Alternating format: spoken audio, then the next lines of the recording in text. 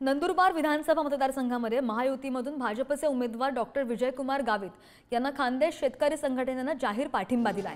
Doctor Vijaykumar Gavit हे नंदुरबार विधानसभा क्षेत्रात मागील 30 वर्षांपासून विकास करत असून शेतकऱ्यांसाठी सुद्धा विकासात्मक कार्य केलंय। शेतकऱ्यांसाठी मदत निधी, दुष्काळ निधी, पीक विम्यांसह शासनाच्या अनेक योजना त्यांनी प्रभावीपणे राबवून शेतकऱ्यांना लाभ मिळवून दिलाय। तसंच भविष्याच्या दृष्टिकोनामधून खान्देश शेतकरी संघटनेच्या वतीने डॉक्टर विजयकुमार गावित यांना समर्थन दिलं असून आम्ही त्यांचा प्रचार करणार असल्याचं खान्देश शेतकरी संघटनेचे संस्थापक अध्यक्ष बिपिन पाटील यांनी म्हटलंय।